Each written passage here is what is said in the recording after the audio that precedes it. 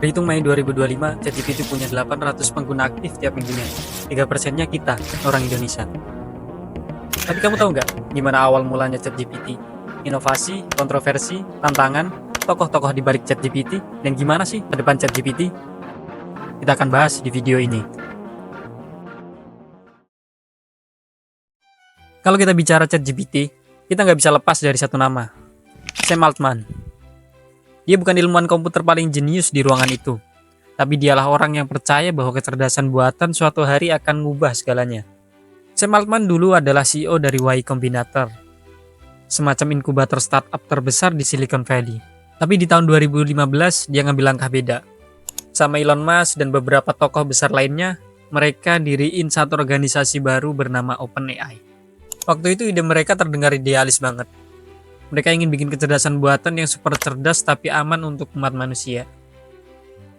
OpenAI didiriin sebagai lembaga riset nirlaba dengan satu tujuan besar, membangun AI umum yang bermanfaat bagi semua orang, bukan hanya untuk perusahaan atau negara tertentu. Tahun-tahun awalnya OpenAI bergerak di balik layar. Mereka nggak bikin produk, tapi eksperimen. Fokusnya adalah ngembangin pemahaman tentang bagaimana AI bisa belajar, memahami, dan berpikir kayak manusia. Namun seiring waktu, mereka mulai nyadarin satu hal penting. Tanpa akses ke data yang besar, daya komputasi tinggi, dan pendanaan serius, mereka akan mandek. Akhirnya pada 2019, OpenAI bikin langkah kontroversial. Mereka bikin cabang komersial bernama OpenAI LP, sebuah entitas for profit cap, di mana mereka bisa cari uang, tapi tetap dalam batas idealisme awal mereka. Langkah ini ngebuka pintu kerjasama besar, termasuk dengan Microsoft. Dan dari sinilah perkembangan AI mereka mulai melonjak cepat. Tapi tetap, sampai tahun 2022, OpenAI masih lebih dikenal di kalangan developer dan peneliti. Publik luas. Banyak yang belum tahu apa-apa soal mereka. Hingga akhirnya di 30 November 2022, mereka ngeluncurin sesuatu yang ngubah semuanya. ChatGPT. Awalnya ChatGPT cuma eksperimen kecil. Tujuannya sederhana. Bikin versi chatbot dari model bahasa mereka. Supaya bisa dipakai ngobrol, belajar, bantu kerja, atau sekedar iseng. OpenAI bahkan nggak terlalu pasang ekspektasi tinggi waktu ngerilisnya. Tapi kenyataannya, dalam 5 hari, lebih dari 1 juta orang mendaftar. Dalam sebulan, ChatGPT jadi pembicaraan global. TikTok, Twitter, media, semua bahas ChatGPT. Tiba-tiba AI bukan lagi topik akademik. Dia jadi bagian dari kehidupan sehari-hari. Dan Sam Altman, dia nggak cuma jadi bos di balik teknologi ini. Dia jadi wajah dari satu pertanyaan besar. Apakah umat manusia siap hidup berdampingan dengan kecerdasan buatan? ChatGPT mungkin terlihat kayak chatbot biasa, tapi sebenarnya dia adalah gerbang awal dari revolusi AI yang udah lama dirancang, bukan oleh mesin, tapi oleh manusia. Dan semua itu dimulai dari visi idealis beberapa orang yang percaya bahwa teknologi sebesar ini harus dibuat untuk semua, bukan untuk segelintir. Itulah awal mula ChatGPT, bukan cuma cerita tentang kode dan data, tapi tentang visi, kompromi, dan percakapan yang akhirnya mengubah dunia. Kalau kamu pikir ChatGPT dari awal rilis sudah kayak sekarang ini, enggak sob. Ini hasil dari proses panjang dan inovasi yang terus berkembang dari tahun ke tahun. Bermula dari GPT-1 di tahun 2018, model bahasa buatan OpenAI yang masih sederhana, masih terbatas, kadang jawabannya ngaco dan belum terlalu ngobrol. Waktu itu GPT-1 baru punya 117 juta parameter. Bandingin dengan ChatGPT sekarang yang udah punya 175. Bukan juta, tapi 175 miliar parameter. OpenAI ngelatih barang ini dengan metode baru. Model dilatih dulu secara umum, pakai data di internet, baru disesuaikan untuk jawaban tugas tertentu. Waktu itu GPT belum heboh di publik. Mungkin cuma 1-2 orang aja yang tahu. Di 2019 orang-orang baru noleh ke arah teknologi AI generatif. Disinilah OpenAI ngerilis GPT-2. GPT itu udah punya parameter yang 10 kali lebih gede dari GPT-1. Bikin dia bisa nulis artikel, nyambungin paragraf panjang, bahkan bikin cerita yang lumayan masuk akal. Uniknya OpenAI nggak langsung ngerilis versi lengkapnya ke publik. Mereka khawatir GPT itu bisa disalahgunain buat bikin berita palsu, spam, atau manipulasi informasi. Iya, AI dianggap terlalu pinter buat dilepas bebas. Baru setelah beberapa bulan pengujian, OpenAI ngerilis versi lengkapnya. Dan hasilnya, banyak developer, peneliti, sampai kreator mulai nge-explore cara-cara baru pakai AI. Di tahun 2020, OpenAI nelurin GPT-3. Dan ini jadi titik balik besar di dunia AI generatif. GPT-3 punya parameter 100 kali lebih gede. Dampaknya, kalau GPT-2 udah bisa nulis artikel, GPT-3 bener-bener kayak ngobrol sama manusia. Bisa bikin email, ngerjain soal, bahkan coding di berbagai bahasa pemrograman. Tapi tetap ya, GPT-3 juga nggak sempurna. Kadang masih suka ngarang fakta, atau jawab terlalu percaya diri padahal salah. Tapi tetap aja, kemampuan dasarnya itu bikin orang mulai sadar. AI kayak gini bisa ngubah cara kita kerja, belajar, bahkan mikir. GPT-3 juga jadi dasar dari banyak eksperimen dan aplikasi AI lainnya. Dari chatbot layanan pelanggan, menulis konten otomatis, sampai asisten pribadi digital.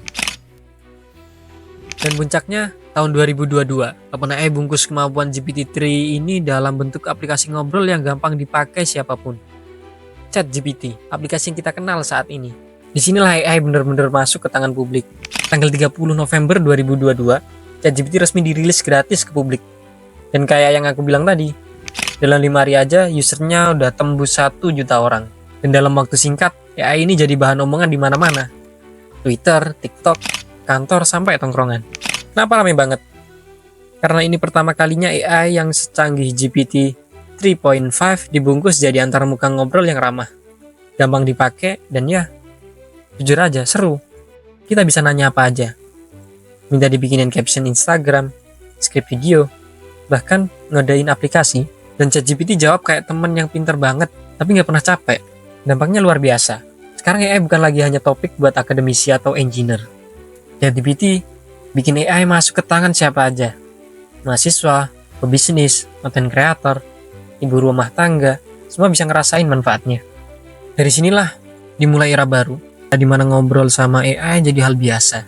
Dan semua itu dimulai dari versi gratis ChatGPT akhir 2022. Setelah ChatGPT bikin gebrakan di 2022, banyak yang bertanya-tanya, apakah ini udah puncaknya AI? Ternyata belum. Maret 2023, OpenAI resmi ngeluncurin GPT-4. Ini bukan sekedar upgrade. Ini adalah level profesionalnya AI. Yang paling keren, GPT-4 itu multimodal. Artinya dia nggak cuma bisa baca teks, tapi juga bisa ngerti gambar. Misalnya, kita upload foto balon, terus tanya, ini kalau talinya diputus apa yang akan terjadi? Atau upload grafik, lalu minta analisis datanya. GPT-4 bisa bantu. Tapi ada satu hal yang bikin banyak orang penasaran. Berapa jumlah parameternya? Jawabannya rahasia. OpenAI nggak pernah ngungkap angka pastinya. Yang jelas GPT-4 jauh lebih stabil dan pinter dibanding pendahulunya. Tapi, belum selesai sampai di situ. November 2023, OpenAI ngenalin versi terbaru, GPT-4 Turbo. Versi ini dipakai di ChatGPT Plus, dan kabarnya punya performa lebih tinggi dengan biaya operasional yang lebih murah. GPT-4 Turbo ini juga punya keunggulan kayak konteks super panjang, bisa inget hingga 128.000 token. Itu setara dengan satu buku. Jadi, kita bisa kasih dokumen super panjang, dan dia tetap bisa proses dengan nyambung. Mei 2024, OpenAI ngenalin terobosan baru, GPT-4o. But the big news today is that we are launching our new flagship model, and we are calling it GPT-4o. Huruf O-nya singkatan dari Omni, artinya serba bisa. Model ini gak cuma paham teks, tapi juga suara, gambar, dan video. GPT-4o ini multitasking banget. Bisa dengar suara kamu, ngerti maksud kamu, ngerespon dengan suara juga. Dan semuanya dalam hitungan milidetik. Interaksinya jadi terasa semakin manusiawi. Is real-time conversational speech. Let's just get a demo fired up. Hey, ChatGPT, I'm Mark. How are you? Oh, Mark.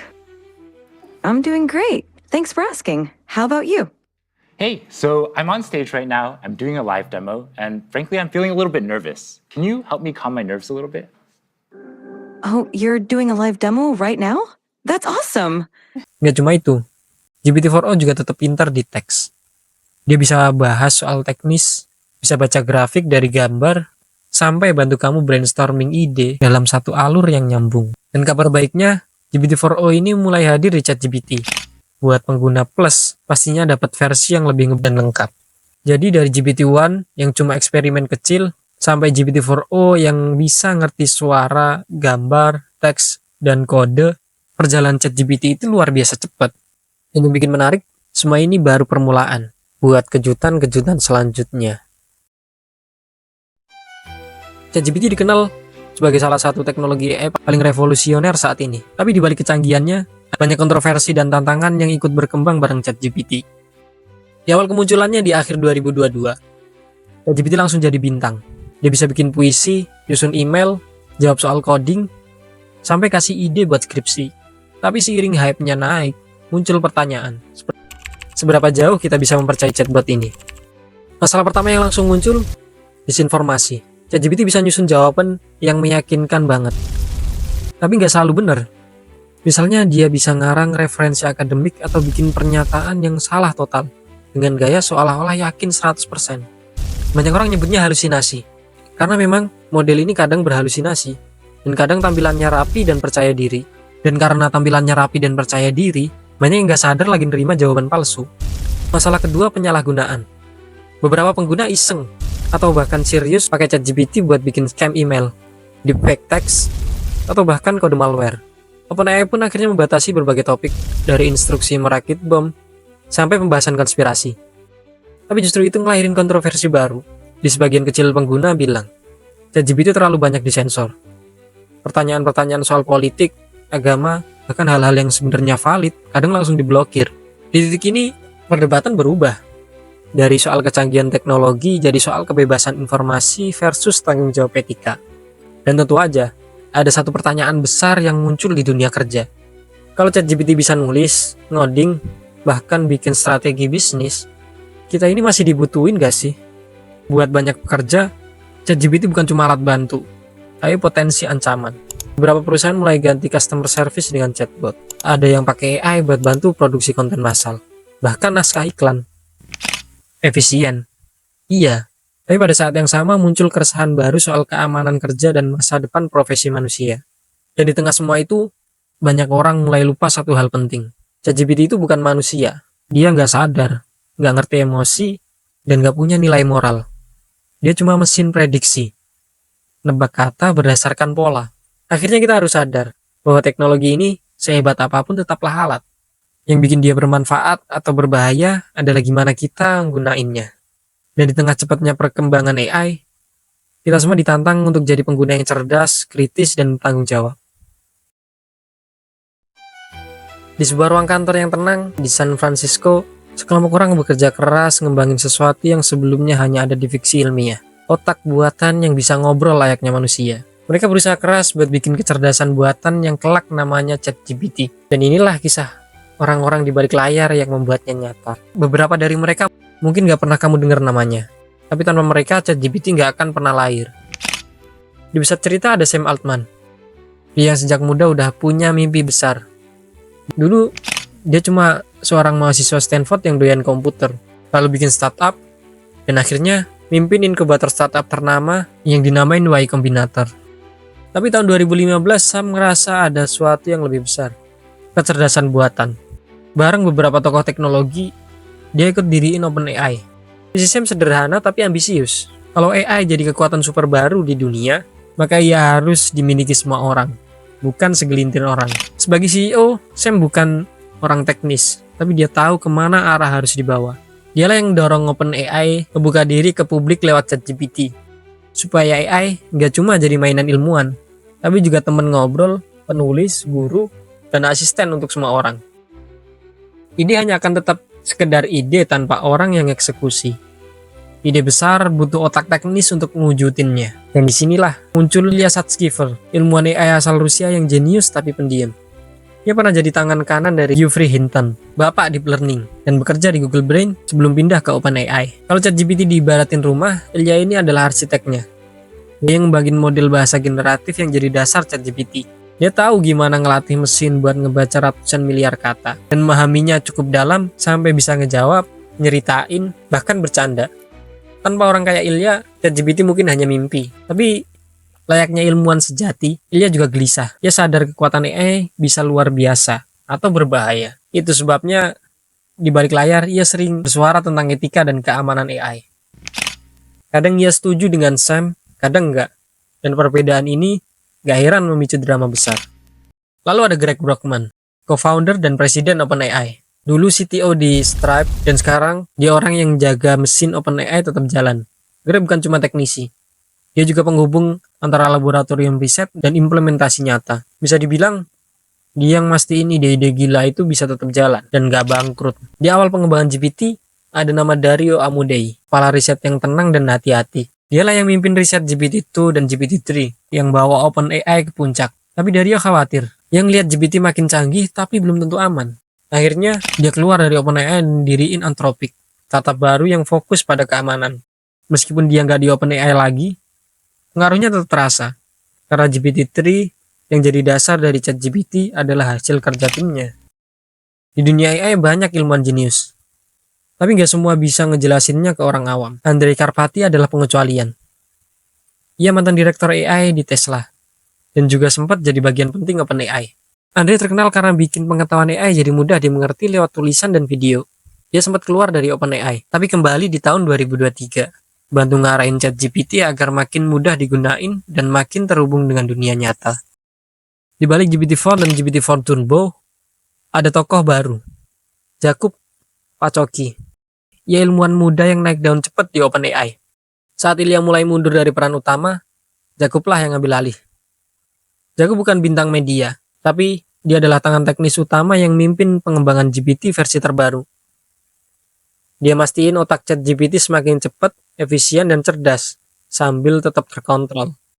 Dan jangan lupain sama satu nama yang dulu sangat berpengaruh, Elon Musk. Iya, dia memang sekarang udah nggak aktif di OpenAI. Tapi di tahun 2015, Elon adalah salah satu pendiri dan penyumbang dana awal terbesar. Waktu itu dia khawatir AI bisa jadi ancaman serius, dan OpenAI adalah jawabannya. Bikin AI yang kuat, tapi tetap aman. Jadi kalau kamu tanya, siapa sih sebenarnya di balik ChatGPT? Jawabannya bukan cuma satu nama, tapi sebuah ekosistem. Orang-orang dengan misi yang katanya sederhana. Membangun AI yang aman dan bermanfaat bagi seluruh umat manusia. ChatGPT hari ini udah bisa nulis, nyari ide, bahkan bikin kode. Tapi itu baru permulaan. Masa depannya jauh lebih besar. Mungkin lebih kompleks dari yang kita bayangin. OpenAI sendiri punya ambisi besar. Mereka pengen bangun AGI, Artificial General Intelligence. Bukan cuma AI yang pintar ngerjain tugas tertentu, tapi AI yang bisa belajar dan berpikir seperti manusia, atau bahkan lebih. Di masa depan, ChatGPT mungkin bukan cuma sekedar chatbot di browser. Jadi dia hadir jadi asisten pribadi yang nyatu di semua perangkat. Bantu kerja, bantu belajar, bahkan bantu hidup. Bayangin kamu bangun pagi, dan AI-mu udah nyiapin ringkesan berita, jadwal harian, sampai saran menu makan siang. Semua disesuaikan sama mood kamu hari itu. Tapi tentu, makin canggih AI, makin besar juga tantangannya. Soal privasi, soal bias algoritma, dan siapa yang ngendaliin teknologi ini. Apakah AI benar-benar bantu umat manusia, atau malah dikendaliin sama segelintir pihak? OpenAI, Google, Anthropic, dan perusahaan AI lain sekarang berlomba bikin sistem yang lebih kuat, lebih pintar, dan lebih cepat. Tapi pertanyaannya bukan cuma soal siapa yang tercepat, tapi siapa yang paling bijak dalam gunain kekuatannya. Karena pada akhirnya, masa depan ChatGPT dan AI secara luas bukan cuma tentang apa yang bisa dilakuin mesin, tapi apa yang kita izinin buat mereka lakuin. Dan masa depan itu perlahan tapi pasti.